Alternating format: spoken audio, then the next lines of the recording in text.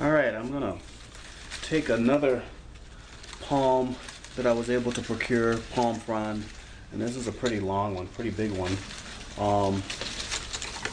It's even got the stem on it, and the stem has little nodes, which I think is where the old leaves used to be. But the stem is pretty dense, pretty tough, and I played with the interior of it, and you can get some fibers from it. So I'm gonna take my snips here just to make it a little bit more easier to deal with, and we'll come back to the leaf part in a second. And the interior here, it's like you can split it. And again, I'm gonna use my cutting tool just to kind of make it easier. But I'm splitting this in the middle, and it's really dense and tough, this is. And the core of it, you can see this kind of wants to split pretty good.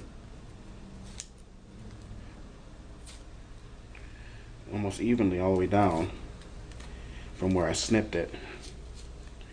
And again, to get an even split on things like that, the side that's the thicker is the one you want to pull most on. Not so much this side, that wants to rip away. So as I get down to the bottom here, I want to pull more away from the smaller side. So now I've got this, split this down the middle, which is pretty flexible.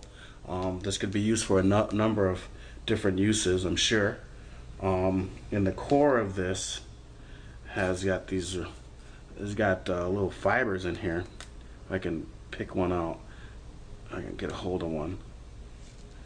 But there's all these little fibers in here that I've been able to strip some from other stocks as I've been playing with this, with the palm leaves, and get maybe some serviceable cordage.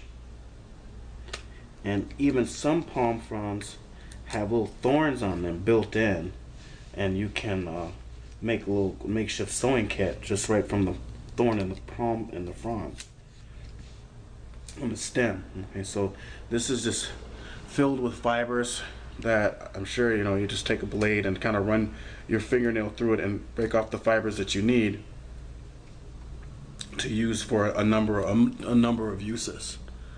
So just something to keep in mind, I think, is that these plants are very, very versatile, very, very dense, very, very tough, very resilient, and pretty cool, pretty neat, nifty little plant. I have another palm frond that has some thorns on that I want to show, and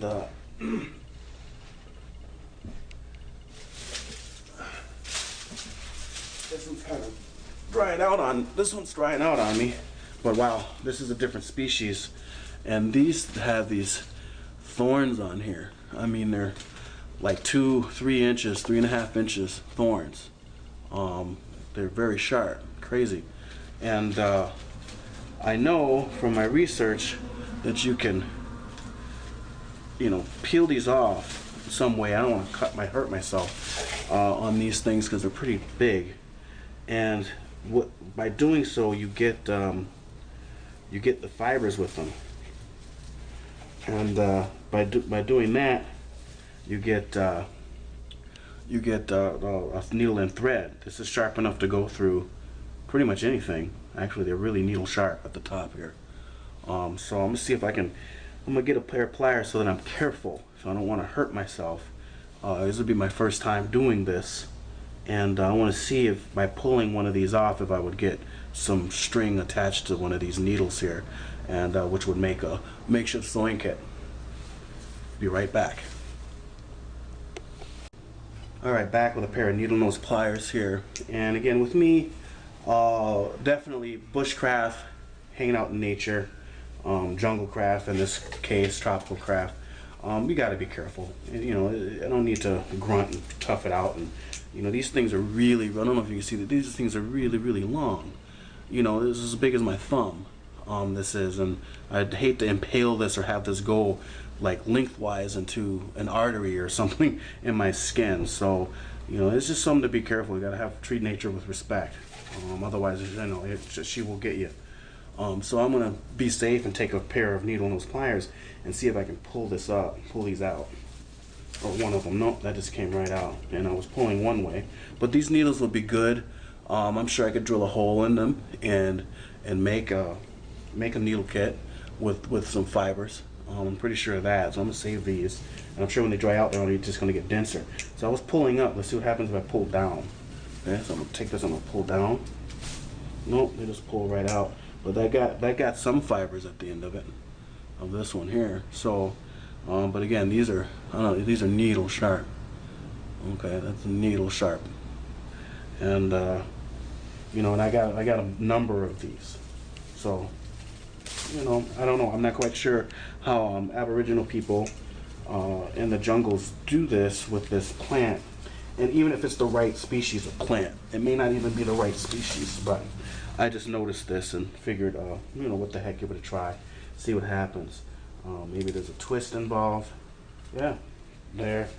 That kind of yielded something there. It was a little bit of a half twist, and that gave me some a length of fibers there. So as we, you know, doing with what our ancestors most likely have done to figure stuff out, is just trial and error a lot of the time. So I'm gonna take this, give this a half twist, and then I can peel. Okay, so it's giving me something, but maybe that's not the right technique. Maybe I'm twisting the wrong way. Yeah. So it's something. Then again, this plant is starting to dry out.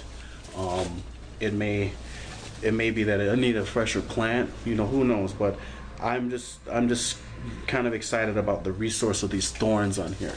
That's all. It's just really what's cool is the resource of these thorns. So let me see here. I'm be careful and pull straight up if I can get it. I'm not pulling my eye. Yeah, almost. That almost created something. So a number of these thorns probably be good for fishing. Make gorges out of them. Yeah, a longer piece. So what I suspect is when this plant is fresher, it'd probably be easier to get longer pieces of cordage all the way down from picking off one of these needles.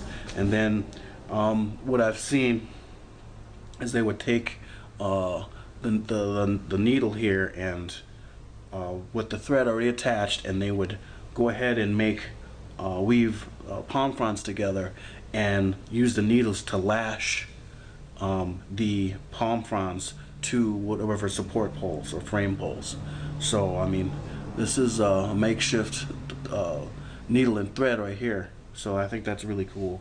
It's just fascinating.